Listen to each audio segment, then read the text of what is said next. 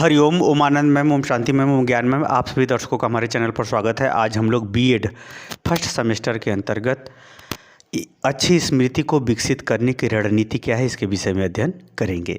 जैसे कहा जाता है कि स्मृति क्या है, जो चीज़ हम सीखे हैं, जो समझे हैं, जो अनुभव किए हैं, जो चीज़ हम पहचान रहे हैं, पहचानते हैं, उसको कुछ समय के बाद या कुछ समय पश्चात अगर हमको याद करना हुआ, बताना हुआ, उसको पहचानना हुआ, तो अगर हम उसे पहचान लेते हैं तो कहा जाएगा कि आपके पास स्मृति है।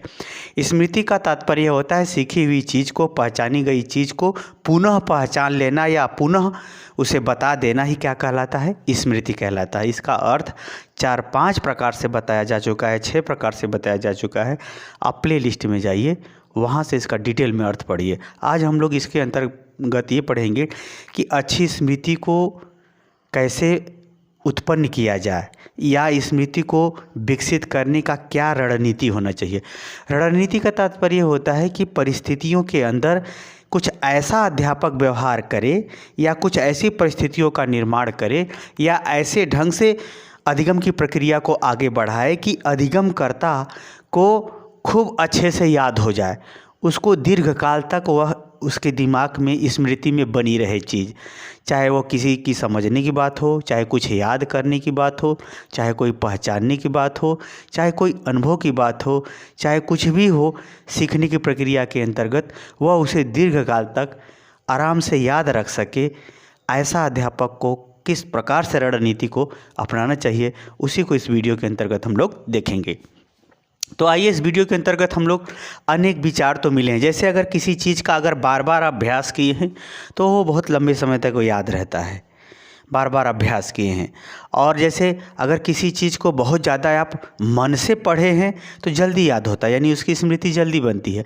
इस प्रकार से अनेक चीज़ें हैं, अनेक गतिविधियां हैं जिसके माध्यम से हमारी स्मृति विकसित होती है, हमारी स्मृति लंबे समय तक बनी रहती है, हमारी याददाश्त लंबे समय तक बनी रहती है। उन्हीं सब चीज़ों को इसके अंतर्गत देखेंगे। अनेक लोगों ने अनेक प्रकार से बताए हैं, परंतु हम लोग इस वीडियो के अंतर्गत स्वेलिंग और व्यवहारिक दृष्टिकोण से समझेंगे कि किस प्रकार से स्मृति को विकसित किया जाए, यानी विकसित करने की रणनीति अपनाई जाए ताकि वो लंबे समय तक, यानी लॉन्ग टर्म मेमोरी अच्छी हो। शॉर्ट टर्म मेमोरी तो अच्छी होगी ही, शॉर्ट टर्म मेमोरी यानी अल्पकालीन मेमोरी अच्छी होगी, तभी वो दीर्घकालीन मेमोरी में जा सकता है। तो आइए हम लोग देखते हैं। इसमें पहला है, स्वेलिंग की महोदय ने बताया था कि यदि अध्यापक इस ढंग से बालकों को पढ़ाए, समझाए या उनको इस ढंग से प्रेरित करे कि बालक जो है सीखने के लिए या किसी विषय को प्राप्त करने के लिए दृढ़ निश्चय कर ले कि नहीं, मुझे ये चीज़ बनना ही है, मुझे ये कार्य करना ही है, यह मुझे जानना ही जानना है। ऐसी बालक के अंदर क्या हो, प्रबल संकल्प शक्ति उत्पन्न हो जाए तो उसकी स्मृति बढ़ जाएगी। उसकी स्मृति की क्षमता या स्मृति को लंबे समय तक वो बनाए रख सकता है।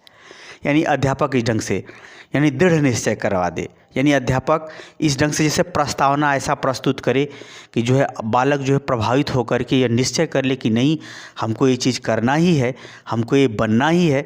तो जैसे ही अधिगमकर्ता दृढ़ निश्चय करेगा वैसे ही उसकी अच्छी स्मृति क्या होगी, स्मृति उसकी तुरंत जो है लॉन्ग टर्म मेमोरी, यानी वो लंबे समय तक याद रख सकता है, याद करने में सफल हो सकता है। अगला है अस्पष्ट ज्ञान।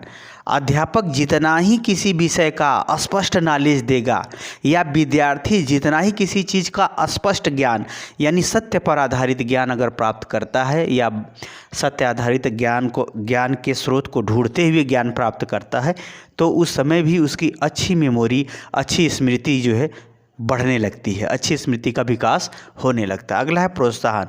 अध्यापक क्या करे, कक्ष में विषय को पढ़ाने से पहले उसे मोटिवेट करे, यानी उसे प्रोत्साहित करे, उसके उस प्रोत्साहन के अंदर रुचि, ध्यान इत्यादि को इस प्रकार से नियंत्रित करते हुए उस विषय में लगा दे कि ताकि अधिगमकर्ता के पढ़ने की क्षमता में वृद्धि हो जाए, जिज्ञासा की क्षमता में वृद्धि हो जाए। तो उस वृद्धि से, उस प्रोत्साहन से क्या होगा, स्मृति अच्छी बनेगी, यानी जो चीज़ सीखेगा वो लंबे समय तक उसको याद रहेगा, यानी एक अच्छी स्मृति को विकसित किया जा सकता है। अगला, रुचि उत्पन्न करना।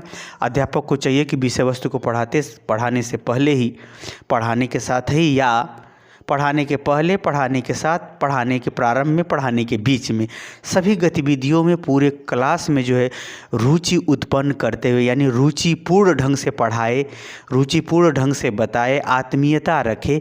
तो इन सब बातों को अगर वह रुचिपूर्ण ढंग से प्रस्तुत करता है, व्यवहार से जोड़ के पढ़ाता है, व्यवहार से जोड़ के पढ़ाएगा तो निश्चित रूप से रुचि उत्पन्न होगा। तो जैसे ही रुचि उत्पन्न करेगा वैसे ही उस बालक के अंदर अच्छी स्मृति, वो जो है अच्छे ढंग से उसको याद रख सकेगा, लंबे समय तक याद रख सकेगा। अगला है पूर्व ज्ञान से जोड़ करके अध्यापक अगर कोई नई विषय पढ़ा रहा है या पुरानी कोई पुरानी चीज़ों में कुछ नई चीज़ें बता रहा है तो उसको करना क्या चाहिए, उसके पूर्व के ज्ञान के, यानी बालक के कक्षा के स्तर से पहले वाले स्तर, यानी कक्षा 10 का बालक है तो 9 से जोड़ करके पढ़ाए, 7 का है तो 6 से जोड़ करके उस विषय को बताए।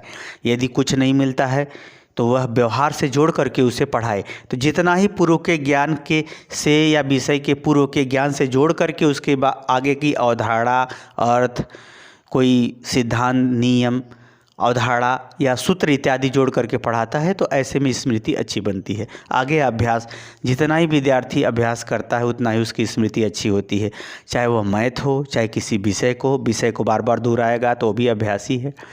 कोई जीके हो या कोई विषय वस्तु हो या कोई अवधारणा हो, तो जितना ही वो विषय वस्तु को बार बार दोहराता है उतना ही उसकी स्मृति गहरी होती जाती है, उतना ही उसके मस्तिष्क में वो चीज़ गहरी छाप बनती चली जाती है, उतना ही वो गहराई में उतरता चला जाता है और लंबे समय तक याद रहता है।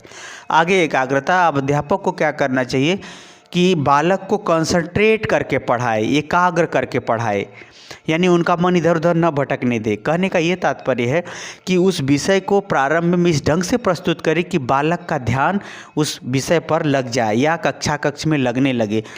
तो एकाग्रता जितनी ही अधिक बढ़ाएगा शिक्षक छात्रों को, जितना ही एकाग्रता, जितना ही नियंत्रण रखते हुए उनकी एकाग्रता को बढ़ाते हुए विषय वस्तु को प्रस्तुत करेगा, उतना ही क्या हो, इस अच्छी स्मृति विकसित होगी।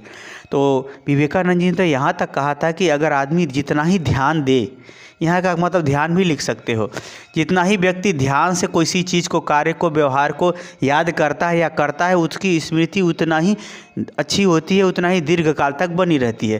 तो एकाग्रता की क्षमता को चाहिए कि अध्यापक को बना करके नियंत्रित करते हुए बालकों को पढ़ाना चाहिए। अगला है संवेगात्मक स्थिरता। संवेगात्मक स्थिरता का मतलब ये होता है कि जब हम किसी चीज़ को पढ़ा रहे हैं तो उस पर बालक क्या है, एक सांवेगिक रूप से सहमति दे।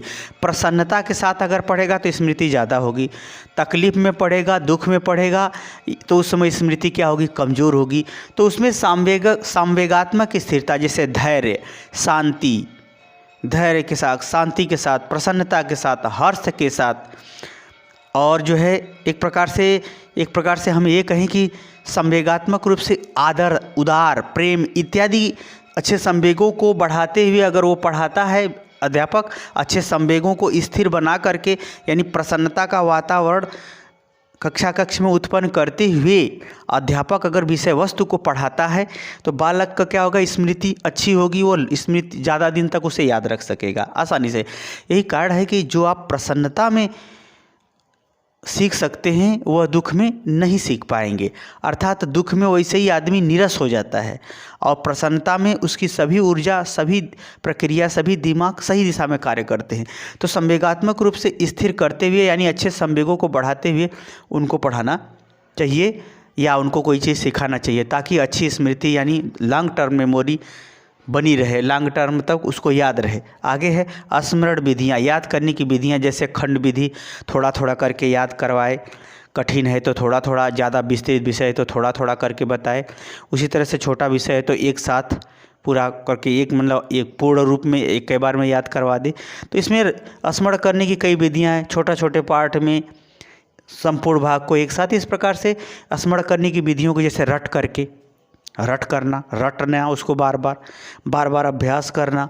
अभ्यास तो हालांकि अलग से इन्होंने बताया ही है, रटना, इस तरह से जो है व्यवहार से जोड़ करके उसे याद करना, इस प्रकार से स्मरण करने की विधियां हैं, उसको अपना करके जो है वह जो है अच्छी स्मृति को विकसित किया जा सकता है। ये सभी बातों का जिक्र एवेलिंग ने किया था। आइए अब हम लोग देखते हैं व्यवहारिक दृष्टिकोण से कैसे स्मृति को और अच्छा बनाया जा सकता है। आइए इसको हम लोग देखते हैं व्यवहारिक दृष्टिकोण से एक अच्छी स्मृति का। व्यवहारिक दृष्टिकोण से अगर हम बात करें कि सामान्य दृष्टिकोण कहें या व्यवहारिक दृष्टिकोण की बात करें तो अच्छी स्मृति को बढ़ाने का या निर्माण करने का या आगे प्रमोट करने का क्या आधार है। पहला है, कोई चीज़ जितनी ही आवश्यक है, जितनी ही उपयोगी है आपके लिए, उसकी स्मृति क्या बनेगी, उतनी ही लंबी बनेगी, उतनी ही अच्छी बनेगी, उतनी ही दूर तक बनेगी, उतनी ही अस्थायी बनेगी, यानी ज़्यादा दिन तक आप याद रखेंगे। यानी जितना ही आपको, जैसे कोई काम है, कोई फंस गया, आप मार्केट में फंसे हो, वह काम ऐसा है कि अगर नहीं होगा तो बहुत ज़्यादा बिगड़ जाएगा स्थिति, तो यानी वह अति आवश्यक हो गया है। अति आवश्यक हो गया तो वह पल, वह क्षण, वह परिस्थिति, वह कार्य आपको बहुत लंबे समय तक बना रहेगा। जैसे भारत का स्वतंत्रता संघर्ष, उसमें भी गांधी जी का असहयोग आंदोलन, चौरी चौरा कांड, नमक आंदोलन और भारत छोड़ो आंदोलन, भारत का स्वतंत्रता दिवस, संविधान वाला 26 जनवरी इत्यादि कुछ ऐसे महत्वपूर्ण हैं जो जितना ही समाज के लिए आवश्यक होगा उतना ही वह समाज के लिए स्मृति वाला होगा, जितना ही व्यक्तिगत रूप से आपको आवश्यक होगा उतना ही जो है आपको व्यक्तिगत रूप से उसकी स्मृति बनेगी। उसी तरह से सामूहिक और व्यक्तिगत स्मृति, अच्छी स्मृति जितना ही वह कार्य आवश्यक होगा या जितना ही उपयोगी होगा उसी हिसाब से वह बन जाता है। अगला है संघर्ष से सफलता तक। किसी विषय पर आप जितना संघर्ष लंबा किए हो, उस विषय का, उस विषय में ज्ञान का, उस विषय में व्यवहार का, उस विषय में अनुभव का सफलता तक पहुंचने तक बहुत ज़्यादा बनी रहती है, सफलता के बाद भी बनी रहती है। कहने का मतलब यह है कि जितना लंबा संघर्ष आप किसी कार्य के लिए, व्यवसाय के लिए, नौकरी के लिए, ज्ञान के लिए या किसी कौशल के लिए, कला के लिए इत्यादि कंपटीशन के लिए जितना ही आप संघर्ष किए हैं, उस विषय की स्मृति या उस विषय का ज्ञान सफलता तक या सफलता के बाद भी काफ़ी बना रहता है। तो यानी संघर्ष से सफलता तक की जो प्रक्रिया है उसमें भी स्मृति जो है बनी रहती है। अगर इस संघर्ष जितना ही होगा वो स्मृति जुड़ती जाएगी। जब आप सफल हो जाएंगे तब अगर और ज़्यादा उपयोग और आगे जाना चाहते हैं तो और स्मृति उसमें जुड़ेगी। आप उसी जगह अनुपयोगी समझ के छोड़ देते हैं तो उसी स्तर पर वह स्मृति घट भी सकती है या स्मृति बन भी सकती है, जैसा आप अभ्यास कर नहीं सकते। अगला है जिज्ञासा। कोई बालक या कोई भी हो अगर जिज्ञासु है, जानने की इच्छा रखता है, तब उसके अंदर स्मृति अच्छी बनेगी। अगर वो नहीं जानना चाहता है, नहीं पढ़ना चाहता है, आप अगर उसे कुछ सिखा भी देंगे, पढ़ा भी देंगे तो वो भूल जाता है या वह कुछ दिन में वह उसको निगलेक्ट कर देता है, वह जानबूझ करके भूलने का प्रयास करता है। तो मस्तिष्क जानबूझ के भूलने का भी कार्य करता है। तो कहने का ये मतलब अगर जितना ही जिज्ञासा अधिक होगी उतना ही स्मृति क्या होगी, अच्छी होगी, दीर्घकालीन होगी और प्रभावशाली होगी। अगर जिज्ञासा कम है तो उल्टा होगा। अगला है तत्परता से प्रयास। किसी चीज़ के लिए कोई बालक जितना तत्पर है सीखने के लिए, तत्परता का मतलब उस पर उतना रुचि रखेगा, उतना ध्यान रखेगा, उतना जो है सक्रिय रहेगा। तो जितना ही तत्परता अधिक होगी उतना ही आपकी स्मृति अच्छी होगी, अस्थाई छाप दिमाग में बनेगा, वैसी उसकी पहचान अस्थाई रूप से बनी रहेगी। जैसे दुश्मन को हराने के लिए सब लोग तत्पर रहते हैं, दुश्मन को हराने के लिए क्या रहते हैं, सब लोग तत्पर रहते हैं। तो जैसे ही मौका मिला वैसे ही उसको हरा देगा। तो कहने का मतलब यह है कि तत्परता के संग वो क्या करता है, दुश्मन को हराने का प्रयास करता है। यही कारण है कि अगर आदमी कोई सो रहा है तो मित्र की बात करोगे तो सो जाएगा, लेकिन दुश्मन की बात करोगे तो उसकी नींद टूट जाएगी। तो इसका मतलब यह है कि दुश्मन के प्रति वह ज़्यादा कंसंट्रेट रहा, इसीलिए उसका हर व्यवहार, हर क्रियाकलाप, हर बात याद आती रहती है, बार बार उसे याद दिलाती रहती है। कहने का मतलब यह है कि अगर तत्परता से आप प्रयास कर रहे हैं तो फिर स्मृति अच्छी बनेगी, दीर्घकालीन बनेगी। अगला है अनुशासन, नियम। यदि आप कोई काम नियम से करते हैं, जैसे आप डेली पढ़ते हैं, आप कोई आए चाहे न आए, हमारा 2 घंटा पढ़ने का है तो हम पढ़ेंगे ही पढ़ेंगे। यदि कोई अनुशासन से कोई कार्य करते हैं, कोई सीखते हैं, कोई ट्रेनिंग लेते हैं, प्रशिक्षण लेते हैं, किसी विषय वस्तु को पढ़ते हैं, तो निश्चित रूप से उस विषय का जो है ज्ञान यानी स्मृति, उसके ज्ञान, उसके परिणाम, उसकी घटनाएं, उसके विचार, उसके अनुभव, उसके तर्क इत्यादि का क्या होगा, अच्छी स्मृति बनेगी। क्योंकि अनुशासन के माध्यम से वो सदैव घूमता रहता है दिमाग में, तो उसकी स्मृति बन जाती है, अच्छी स्मृति हो जाती है। अगला है श्रद्धा और विश्वास। ये थोड़ा धार्मिक दृष्टिकोण से है। इसमें अगर आदमी जिसके माध्यम से या अधिगमकर्ता जिसके माध्यम से सीखता है उस पर अगर उसको अटूट विश्वास है तो उनके माध्यम से स्मृति उसकी अच्छी होगी। और यदि वह विश्वास स्वयं पर भी रखता है, यानी जिससे ज्ञान प्राप्त किया उस पर श्रद्धा और उसको अपने ऊपर अगर स्वयं के ऊपर विश्वास है, तो भी स्मृति क्या होगी, बहुत अच्छी होगी, बहुत व्यवस्थित होगी, बहुत व्यापक होती है। तो यानी जिसके माध्यम से उसको ज्ञान प्राप्त हुआ उसमें श्रद्धा और स्वयं पर उसको क्या है, विश्वास, तब ऐसी परिस्थिति में स्मृति बहुत अच्छी होगी, प्रभावशाली होगी। ऐसा इसलिए जैसे भगवान की बातें कभी असफल नहीं होती, संत की बातें कभी असफल नहीं होती। अगर उन पर अटूट विश्वास है तो वह इस विश्वास के माध्यम से, इस श्रद्धा के माध्यम से विश्वास प्राप्त करते हुए आत्मविश्वास कर लेगा। आत्मविश्वास करके वह सफलता तक पहुंच जाएगा, अर्थात अपने ज्ञान में उत्तरोत्तर वृद्धि करते हुए अच्छी स्मृति को बढ़ाता चला जाएगा। अगला है सृजनशीलता। सृजनशीलता का मतलब ऐसे बालक जो कुछ नया करते हैं या खोजते हैं, कुछ नया बनाते हैं, कुछ नया परिवर्तित करते हैं, कुछ नया ढंग से व्यवस्थित करते हैं, उसे कहते हैं सृजनशीलता। अगर कोई बालक सृजनशील है तो निश्चित रूप से वह कर्मशील है। तो अगर वह सृजनशीलता उसके अंदर है तो वह बालक उस विषय में, जिस विषय में वह खोज करता है या कुछ नया बनाता है, उसमें उसकी स्मृति बहुत अच्छी विकसित हो जाएगी, बहुत अच्छी बनती चली जाएगी। तो इस प्रकार से यह व्यवहारिक दृष्टिकोण से मैंने आपको बताया कि इस व्यवहारिक दृष्टिकोण से स्मृति कैसे अच्छी बनती है या बन सकती है, या आप बनते हुए देख सकते हैं, महसूस कर सकते हैं।